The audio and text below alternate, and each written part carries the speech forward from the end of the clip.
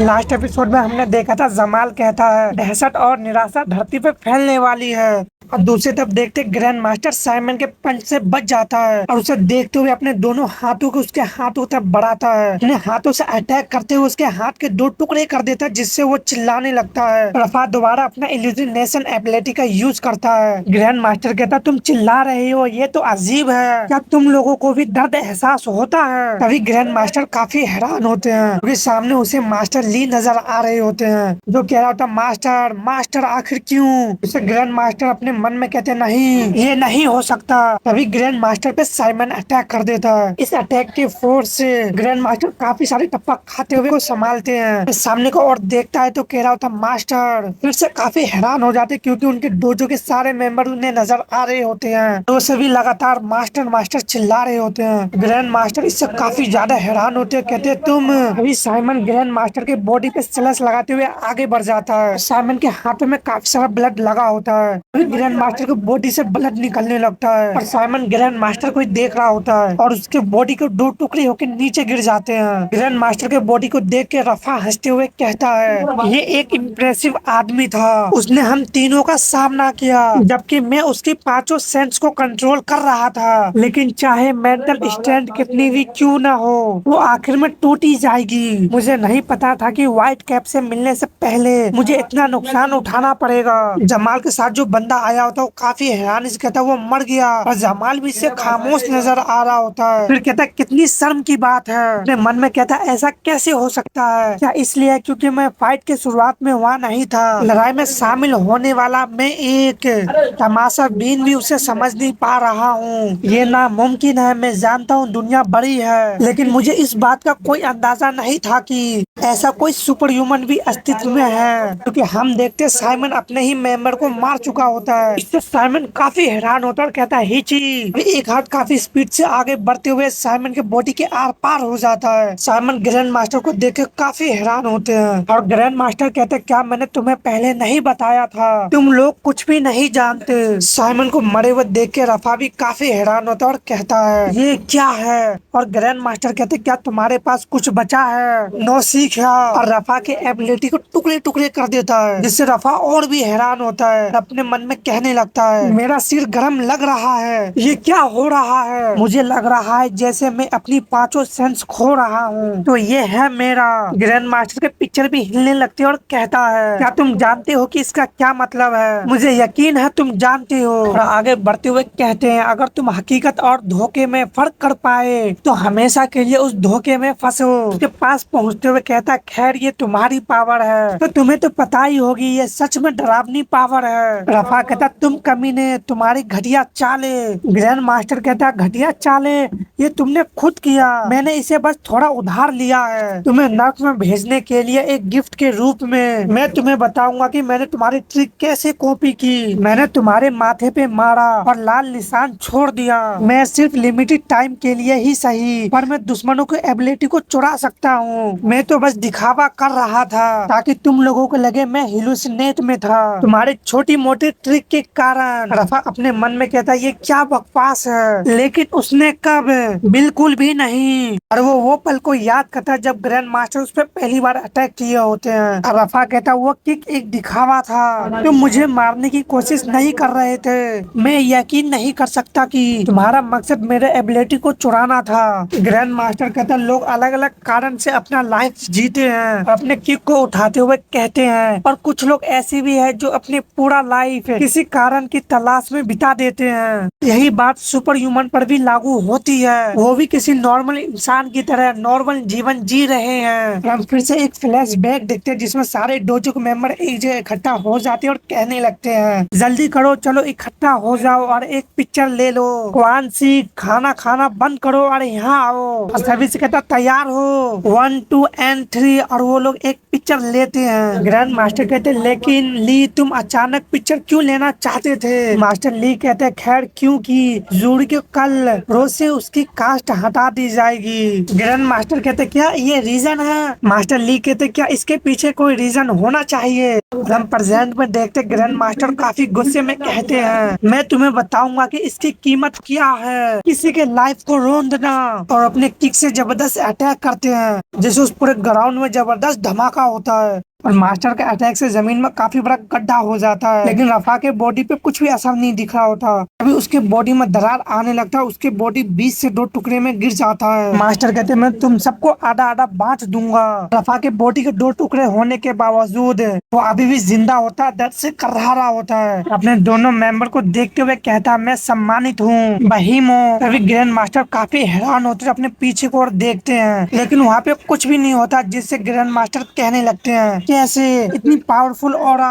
मैं सोचना शुरू कर रहा हूँ वो यही है। सच में तूफान से पहले की रात ये शांत है लेकिन टेंशन आसमान में फैल रहा है। कुछ भी नहीं हो रहा लेकिन बेरहमी ठंड है जैसे कोई ब्लेड मेरे गले पे तान रहा हो। ये दबाव इतना दम घोटने वाला है, इसका सिर्फ एक ही एग्जाम्पल है, कुछ होने वाला है। तभी जमीन के नीचे से विनेशर आने लगता है जिसे जमाल और ग्रैंड मास्टर दोनों हैरान होते हैं और विनेशर दोबारा दहाड़ लगाता है। ये दूर से लिम भी सुन रहा था और बाकी बच्चे कहते हैं क्या डैम इट, भागो और बिल्डिंग के अंदर छुप जाओ। ये आवाज भी सुनता और उसके सोल्जर कहते हैं एक और इन ह्यूमन की चीख, बीच छत का रास्ता दिखाओ। उनमें से टोटल 6 इन ह्यूमन को समाप्त कर देना चाहिए। बच्चे कहने लगते हैं वो फिर से प्ले ग्राउंड से एक और चीख आ रही है। गैंग का एक मेंबर कहता है सभी लोग इधर आओ। टाई पीटर को संभाल रहा होता कहता है नालट है, मैंने पहले ही एक ग्रैंडपा को अकेले लड़ते हुए देखा था। और ताई और ब्लू बेबी दोनों एक साथ अपने मन में कह रहे होते हैं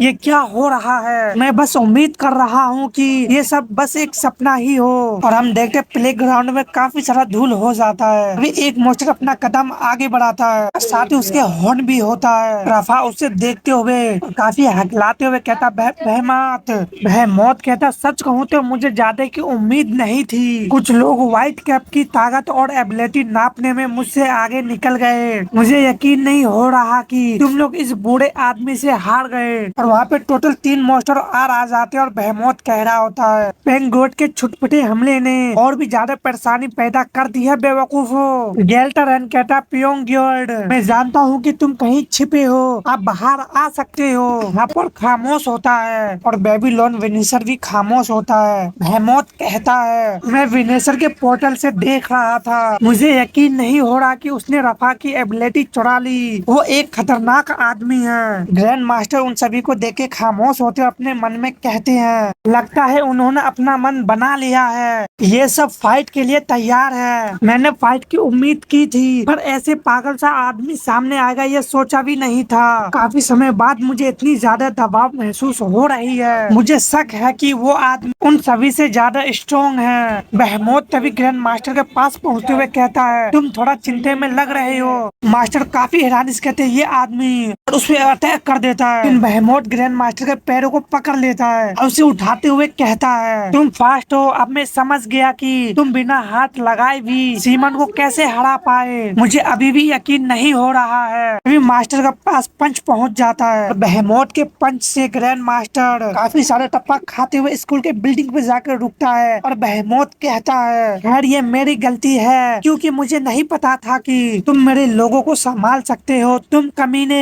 मास्टर का एक ही पंच से काफी ज्यादा हालत खराब हो जाता है और वो कुछ बोल भी नहीं पा रहे होते। हम देखते हैं मास्टर के लकड़ी के पैर बहमौत के हाथों में होता है और वो कहता है हम सिर्फ यहाँ व्हाइट कैप को मारने के लिए आए हैं। और मास्टर के पैर को टुकड़े टुकड़े कर देता है और कहता है हमारे पास अपने रास्ते में आने वाले किसी भी चीज को मार डालने के अलावा कोई चॉइस नहीं है। तभी कोई काफी स्पीड से आगे बढ़ रहा होता है। ये लिम होता है जो ग्रैंड मास्टर को देखते हुए कहता है ग्रैंडपा। मास्टर भी उसके सामने आ जाते हैं, कहते हैं व्हाइट कैप फाइनली हमने तुम्हें ढूंढ लिया। जिससे लिम काफी हैरान होता है और उन्हें देखने लगता है। ग्रैंड मास्टर अपने मन में कह रहे होते हैं मैं बूढ़ा हो रहा हूँ, मेरी बॉडी अब वैसी नहीं रही जैसे पहले थी। गैंग मुझे लगता है कि अभी कहना जल्दीबाजी होगा लेकिन भले ही मैं तुम्हारे साथ ना रहूं, मुझे यकीन है कि तुम अच्छा करोगे, मुझे माफ कर देना। तभी हम देखते हैं वहाँ पे कुछ ब्लैक पार्टिकल सा आने लगता है जिसे ग्रैंड मास्टर और बहमौत दोनों हैरान होते हैं और वहाँ पे एक पोर्टल बन जाता है, उनमें से आवाज आता है। हम देखते हैं उसमें से नेकी बाहर आने लगता है और कहता है, अनफॉर्चुनेटली ह्यूमन वर्ल्ड में तुम्हारे लिए हमारे यहाँ एक कहावत है जिसे बुजुर्गों के प्रति सम्मान के नाम से जाना जाता है, और इससे ये तो पता चलता है कि नेकी हमारे टीम के साथ है।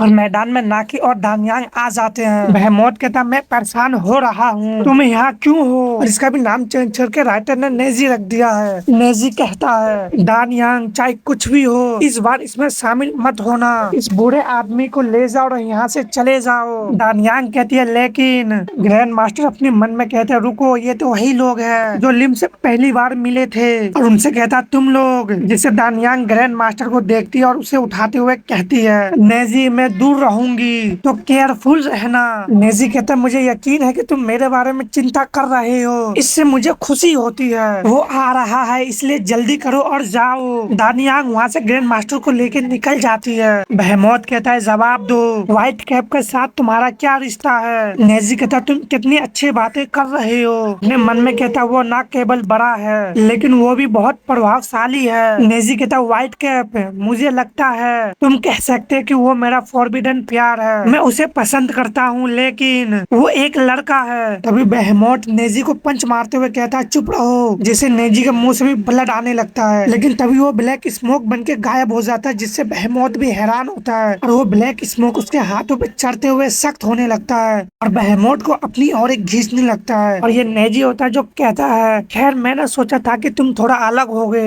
लेकिन तुम्हें भी उतना ही जल्दी गुस्सा हो जाते हो, तुम दूसरे मोस्टर से अलग नहीं हो। और हंसने लगता है। बहमोट अपने आप को संभाल रहा होता है लेकिन नेजी पूरी जान लगाते हुए बहमोट को हवा में उठा लेता है और फिर से पूरी जान लगाते उसे जमीन पर दह मारता है, जिससे वहाँ से जबरदस्त धमाका होता है। तभी वो ब्लैक स्मोक गायब होने लगता है और कोई कहता है, अच्छा। और ये नेजी का टैलेंट होता है जो कह रहा होता है, मुझे बाहर आए काफी समय हो गया है। और वो स्मोक नेजी का ही शक्ल ले लेता है। नेजी कहता है, बहुत दिनों के बाद मिले है ब्लैक मिरर, यहाँ थोड़ी भीड़ भाड़ होने वाली है। और वो दोनों बहमात को ही देख रहे होते तभी बहमात भी खड़ा होने लगता है और ब्लैक मिरर कहता है, क्यों, क्या तुम यहाँ लड़ रहे हो? भागने की बजाय। ब्लैक मिरर नेजी के हाथों में आने लगता है और नेजी कहता है, रोना बंद करो और अपने आप को एक साथ खींचो, वो मॉन्स्टर के बीच भी मॉन्स्टर है, एक गलती तुरंत मार खाने का रीजन बन सकती है। ब्लैक मिरर कहता है, फनी। और ब्लैक मिरर ब्लैक गोकू के जैसा वेपन बन जाता है और नेजी कहता है, कभी कभी आपको उस हर चीज से लड़ना होगा जो लिमिट क्रॉस करते हैं ब्लैक मिरर। ब्लैक मिरर कहता है, मैं तुम्हारे जैसा नहीं हूँ। और बहमोट कहता है, व्हाइट कैप को मारने के बाद मैं बाकी सुपर ह्यूमन को भी मारने के बारे में सोच रहा हूँ। वैसे मुझे यकीन नहीं हो रहा कि एक पागल आदमी मुझसे लड़ना चाहता है, क्या रीजन है, तुम मुझे क्यों मारना चाहते हो? नेजी हंसते हुए कहता, मैं तुम्हें क्यों मारना चाहता हूँ? वेल,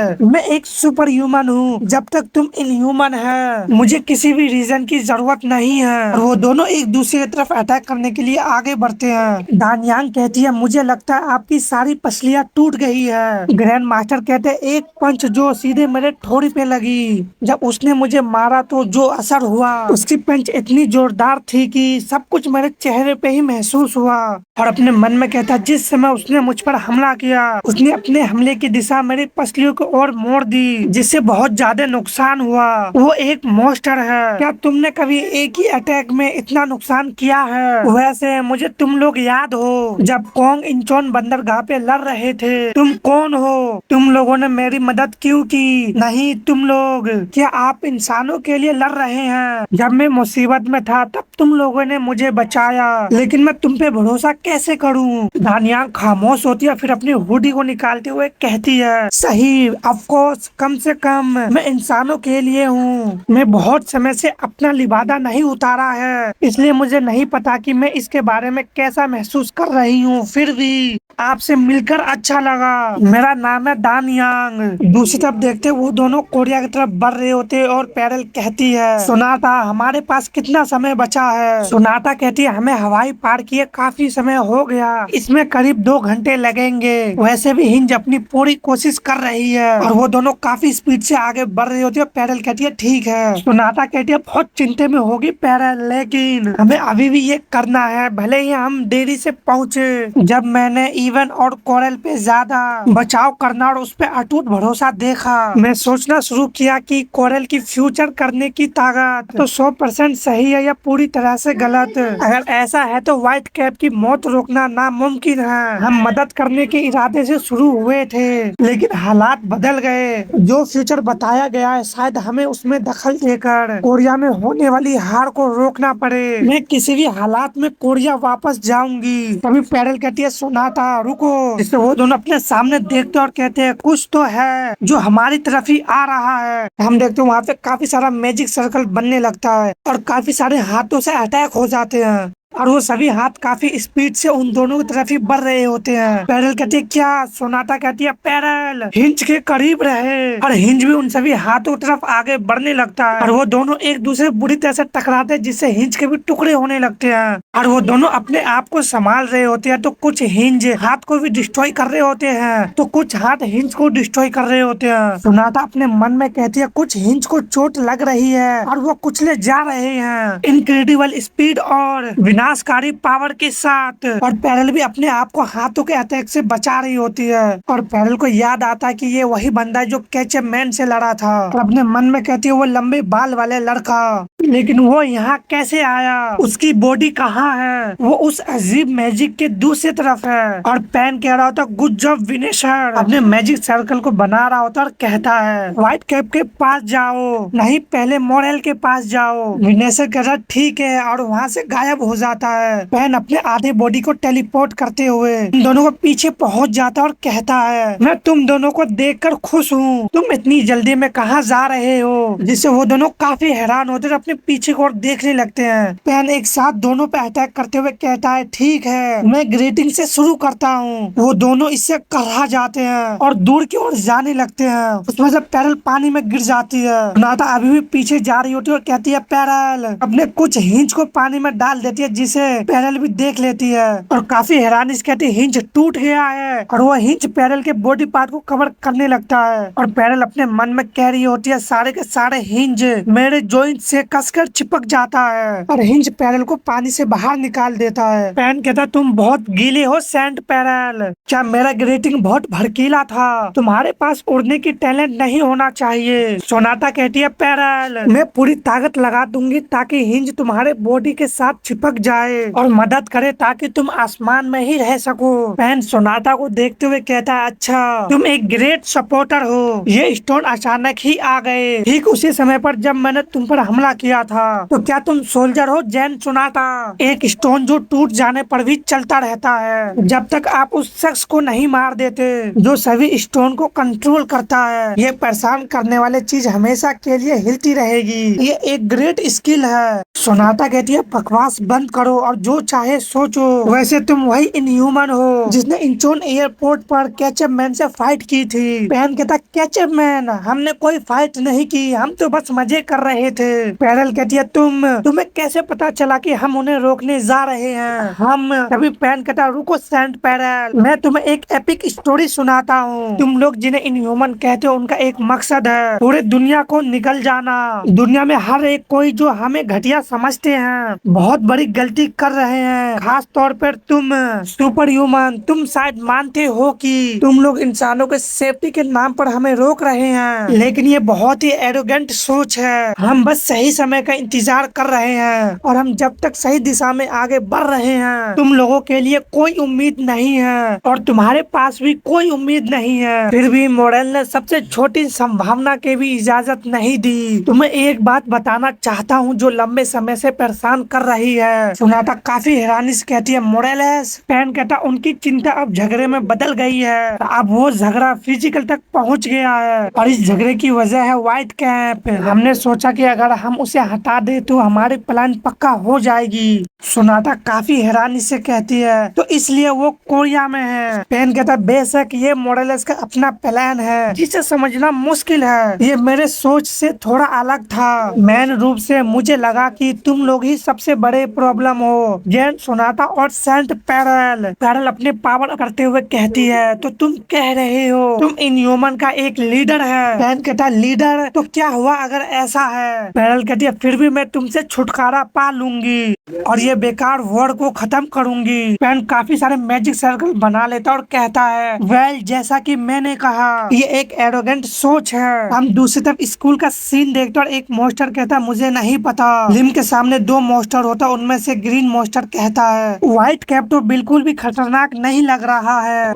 मैं इतना बोर हो गया हूँ कि सोच रहा हूँ कि जाकर उसे मार डालूं। हैपर खामोश होता है और लिम भी उन्हें ही देख रहा होता है और हम बैकग्राउंड में देखते लिम उन दोनों तरफ आगे बढ़ जाता है और कोई कहता लड़के अपनी आंखें बंद करो। हम देखते लिम का आंख बंद हुआ होता और ग्रैंड मास्टर अपने मन में कहता लड़के। हम फिर से एक फ्लैशबैक डोजो का सीन देखते हैं जहाँ पे कुछ स्टूडेंट कह रहे होते हैं क्या है वाइल्ड सुअर, बहुत बढ़िया, ये बहुत बड़ा है। मुझे लगता है ये वही है जिसने सभी जंग डूगे को तोड़ दिया। ग्रैंड मास्टर सोच रहे होते मैं सच में नहीं जानता अगर कोई सेंट होती कम से कम एक पल के लिए किसी न किसी तरह से वो उसके ऊपर असर किया होता। ऐसा कुछ भी नहीं है जो मैं सिखा सकूं या कुछ ऐसा है जिसे मेरी बॉडी की योग्यता नहीं समझती। मैं नहीं जानता क्योंकि इसकी जांच करने की कोई तरीका नहीं है। और वो सभी स्टूडेंट अभी भी जंगली सुअर को देख के काफी हैरान हो रहे होते हैं। लिम के भर भर करके तारीफ कर रहे होते हैं। ग्रैंड मास्टर कहता लड़के चलो चले ये ट्रेनिंग का समय है। लिम कहता फिर से तो मैं फिर कब खाऊंगा। ग्रैंड मास्टर कहते हिचकिचाओ मत और मेरे साथ चलो, बस बैठकर अपना समय मत बर्बाद करो, खाने टाइम। मास्टर ली कहते मैं समझता हूँ टीचर। और एक स्टूडेंट कहता लिम फिर से ट्रेनिंग के लिए जा रहा है। मास्टर ली कहते हम कुछ भी नहीं कर सकते, टीचर की स्पेशल ट्रेनिंग से बचा नहीं जा सकता क्योंकि उसने पहले से ही ट्रेनिंग के रूप में मार्क कर दिया है। कौन सिख जब वो आए तब चलो साथ में खाए। कौन सिख कहता मास्टर चलो अब खाना खाते हैं। एक्शन में ग्रैंड मास्टर लिम से कहता आप ध्यान से सुनो, अब से तुम्हें अपने दिल से लड़ना होगा। लिम को इससे कुछ समझ में नहीं आता। ग्रैंड मास्टर कहते जैसा कि मैंने पहले कहा था सेंट एक सुपर ह्यूमन की एसेंशियल पावर है, ये काफी हाई लेवल की मेंटल स्ट्रेंथ है। अब मैं तुम्हें फाइट की स्किल नहीं सिखाऊंगा, नहीं अब सीखने के लिए कुछ भी नहीं बची। हमने 12 सवाडू टेक्निक सीख ली है, मारने वाली स्किल, आर्चरिंग और पकड़ने की तरीका भी सीख ली। तुम जल्दी सीखते और थकते ही नहीं, इसलिए तुमने सब कुछ सीख लिया। इससे लिम पहले खामोश होता फिर कहता है लेकिन मुझे सवाडू टेक्निक पसंद है। क्या आपने नहीं कहा था कि ये लगभग 100 टेक्निक है? मुझे सच में नहीं पता। ग्रैंड मास्टर खांसते हुए कहते हैं रुको, गंदा कपड़ा पहनने बंद करो और अपना टॉप उतार दे। मैं ये नहीं कह सकता कि ये 12 सवाकुडू टेक्निक का अंत है। लड़के तुम अपनी आंखें बंद करो, बैठ जाओ और अपना मन खाली करो। जब तक तुम झरने की हर एक बूंद को चमक कर गूंजते हुए सुन ना सको, जब तक तुम किसी भी हाल में अपनी धड़कनें शांत रख ना सको, ध्यान भटकने मत दो, पूरी तरह से ध्यान लगाओ। अगर तुम सही तरीके से ट्रेनिंग पूरा करोगे तो मेरे हिसाब से तुम में जरूर बदलाव आएंगे। मैं तुम्हारी मेंटल ट्रेनिंग में शामिल नहीं हूँगा क्योंकि इसमें बाधा पड़ेगी, इसलिए मैं जा रहा हूँ। और मास्टर वहाँ से चले जाते हैं और लिम पे नजर रखते हुए अपने मन में कहते हैं ये तुम्हारी अपनी सेंट बाहर निकालने का तरीका है, मुझे कोई और रास्ता नहीं दिखा। मुझे किनारे से देखना होगा वरना मुझे पता नहीं चलेगा कि बदलाव कब शुरू हुआ। इसलिए मैंने सोचा कि हमें थोड़ा देर यहाँ रहना चाहिए। अगर तुमने ध्यान लगाने में कामयाबी पाई तभी मास्टर अपने सामने देख के हैरान होते और लिम को देखते हुए फिर से कहते हैं वो झरने का पानी पी रहा है, मुझे यकीन है कि वो अपना भूख मिटाने की कोशिश कर रहा है। मुझे इसके लिए थोड़ा दया भी महसूस हो रही है। उसने ये कई बार किया लेकिन बार बार मेंटल ट्रेनिंग के बावजूद कोई बदलाव नहीं हुआ। आज भी ट्रेनिंग वही हुई। अपने शांति को टूटने मत दो। हम काफी घंटे बाद का सीन देखते हैं। लिम अपने कपड़े से पानी निचोड़ रहा होता है। ग्रैंड मास्टर अभी भी लिम पे जासूसी कर रहा होता है और कहता है फिर भी मैं सोचता था कि समय के साथ वो असली हो जाएगा, लेकिन उसने सच में और भी लंबे समय तक ट्रेनिंग शुरू कर दी। मुझे उस पर बहुत गर्व है। तभी ग्रैंड मास्टर अपने सामने देख के हैरान होते हैं, क्योंकि चिड़िया आके लिम के कंधे पे बैठ जाता है और वो चिड़िया लिम से बातें करने लगता है। इससे ग्रैंड मास्टर काफी ज्यादा हैरान होते हैं। फिर हम देखते हैं वहाँ पे वही खरगोश आता है। फिर लिम भी नोटिस कर लेता है और उनसे कहता है, ये क्या है, तुम मेरा पीछे क्यों कर रहे हो। मास्टर उसे देखते हो कहता है, ये खरगोश वापस आ गया। वो हल्के भूरे रंग का खरगोश। बेशक जब उनका लोगों से सामना होता है तो वो बहुत ज्यादा सावधान हो जाते हैं। अभी लिम कीचड़ पे पैर रखने वाला होता है, जिसे ग्रैंड मास्टर भी देख रहे होते हैं, लेकिन लिम इतने हल्के से उस कीचड़ पे कदम रखता है कि कीचड़ में जरा सा भी फर्क नहीं पड़ता। ग्रैंड मास्टर कहते उसके आसपास के सभी लोग, लाइफ फोर्स एनर्जी का इकट्ठा होना, वाइंड नहीं पूरा हल्का, ऐसा लगता है जैसे तुम नींद में खींचे जा रहे हो। ये उथल पुथल करता है और अगर मैंने गलत नहीं देखा, उसके हर कदम के साथ पानी रास्ता साफ कर देता है। कुछ बदल गया है, लेकिन वो क्या था, ये है एक तेज सा एहसास, जैसे कोई मुझे हर जगह से सुई जैसी चीजें चुवा रही हो। तभी हम वहाँ पे एक स्नेक को देखते हैं, जिसे लिम हैरान होता और कहता है, वाओ ये तो स्नेक है, सच में बहुत बड़ा है। क्या तुम भी मुझे फॉलो कर रहे हो। ग्रैंडपा ये देखो, ये पहली बार है जब मैंने सांप को इतने करीब से देखा। इससे ग्रैंड मास्टर काफी हैरान होते और अपने मन में कहते हैं, मैं तो उस पर जासूसी कर रहा हूँ और वो जानता था कि ये आँख है और बहुत हल्की सेंट, लेकिन मुझे नहीं पता इस प्रकार का एटमॉस्फेयर और असंगत हो गया है। उसका सिर्फ होना ही नेचर की लाइफ एनर्जी खींच लेता है। मुश्किल के समय वो संभाविक रूप से खतरा बन जाता है। ये सच में मदर नेचर द्वारा चुना गया है। बेटे तुम अभी तक समझे नहीं, तुम्हारे पास सेवियर की पावर है। और प्रेजेंट में लिम गैल्ट्रॉन पर पंच का बरसात कर देता है और मास्टर बता रहे होते, भले ही दुनिया चट्टान के किनारे पर खड़े हो और गैल्ट्रॉन के बॉडी पे लिम का पंच का निशान साफ साफ दिख रहा होता है। लिम का आंख ग्लो कर रहा होता है। हमें ग्रैंड मास्टर बताते हैं, तुम उन सबको बचा सकते हो।